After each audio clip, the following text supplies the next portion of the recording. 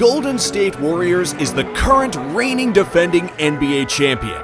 See, when it comes to the Warriors, we have to say that this dynasty is nothing short of spectacular. This is a team that has found new ways to evolve and adapt to the NBA, while keeping its core of Steph Curry, Draymond Green, and Klay Thompson intact. And in today's video, we asked the question, can Steph Curry and the Golden State Warriors go back-to-back now? Yes, it may sound weird to ask since they've done it before with Kevin Durant. Steph, Klay, and Draymond are proven champions with 4 rings. But it's yet to be seen if Jordan Poole, James Wiseman, Kuminga Moody, Andrew Wiggins, and the rest of the supporting cast have what it takes to pull it off again. Let's see what the supporting cast is made of, because they made a lot of key additions and certain young guys will have to step up this year. Off-season signings Michael Green and Dante DiVincenzo played well. JaMychal can space the floor and defend a little, but Dante wasn't fantastic with the Bucks when he last played, and he wasn't much better with the Kings.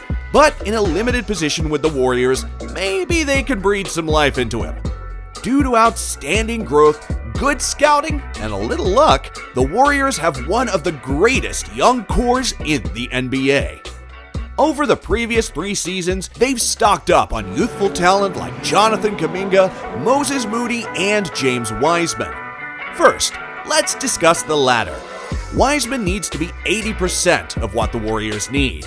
Set screens, catch lobs, grab rebounds, and protect the rim.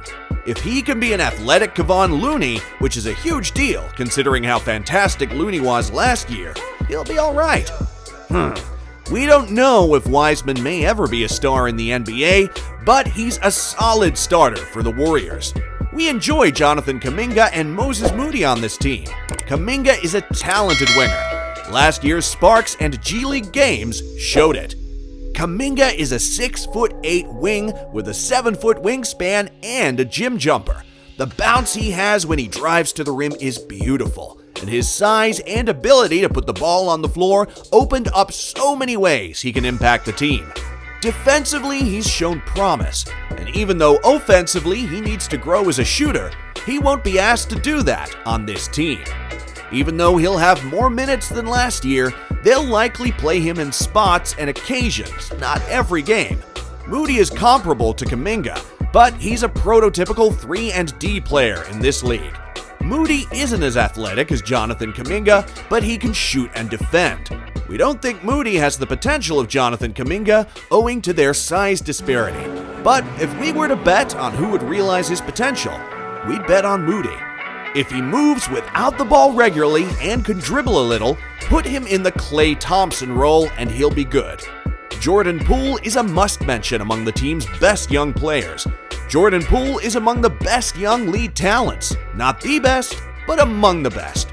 Jordan is a smart scorer who can beat opponents off the dribble in several ways. This man is showy, but he does a good job.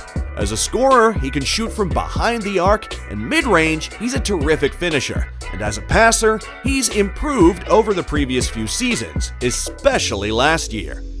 Jordan had a spell without Curry last season, where he averaged 26 points, nearly 6 assists, and 5 rebounds, shooting 43 from the field, 38 from 3 on 11 tries, and 94 from the line. He's no Curry gravity merchant. He can dribble and create his own shot. Poole's only role knock is his defense. If he was an average or above average defender, he'd be in the starting lineup, but he isn't. Because of this, he struggled to get consistent minutes in the playoffs. Kevon Looney is the next. Yeah, Kevon Looney is well known. He's a large dude. Looney is doing wisely, as we've said.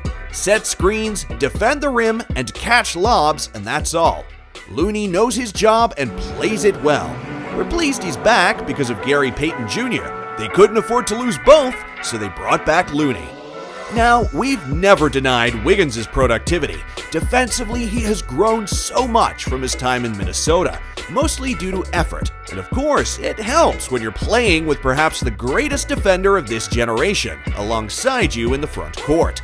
He can slash to the basket, grab lobs, or spot up from the corners, top of the key, or three-point line. Wiggins' defense is important. but his offensive variety is underrated. He can rim attack, mid-range jumper, he can make on and off-ball jump shots. Yeah, there really isn't anything he can't do offensively outside of obviously being a great playmaker. Really, we bet you got to BallFlix to subscribe to. But don't worry about playmaking Wiggins, because you've got guys in the Warriors' big three themselves that can do it for you, and this entire team, which brings us to them. Steph Curry, Draymond Green, and Klay Thompson. Yeah, this is one of the most historic trios in NBA history. These guys alone have changed basketball for the better, in our opinion. Let's start off with the force down low himself, Draymond. Draymond Green, of course, when you talk about crazy situations over the last couple of weeks, epitomizes drama more than anybody on this roster. Even though Draymond has his issues off the court, like sucker punching Jordan Poole in the face, on the court he is still one of the most impactful players in the NBA, primarily on the defensive side of the ball. Draymond's ability to switch on multiple positions while blowing up the opposing team's offensive actions and also being one of the greatest help defenders of all time presents really a cheat code type of player on the defensive side of the ball, especially for this Warriors team. Now we know that he's been slacking off offensively over the last couple of years. Ever since that 2017 year, he's just been going downhill since that jump shot looks so disgusting. But hey, even though Draymond's offense has been suspect, that's why you got the Splash Brothers, Klay Thompson and Steph Curry. And when you combine their shooting with his IQ as a passer and decision maker, it creates some of the best offense you will ever see in your lifetime. And while we're talking about the Splash Brothers, let's talk about the first one, Klay Thompson. Klay Thompson, everybody's favorite in the Golden State Warriors. We're really happy for Klay Thompson because after the adversity he's gone through over the last couple of years, to see him get that championship and contribute to it in the way that he did was a nice breath of fresh air for the league. Klay Thompson has proven to be a rhythm kind of player. Whenever he's hot, he truly is hot, and at the end of the season, he caught on fire for the Warriors in the last 15 games, averaging 24 points a game while shooting 43 from the field, 38 from 3 on 11 attempts, and 83% at the free throw line. The one thing about Klay that regressed this past season was his defense, which isn't really that big of a deal to us because they still have Draymond Green and they have Wiggins now. And with him having his legs up under him, playing a full playoff and some of the regular season last year, we expect him to play a lot better.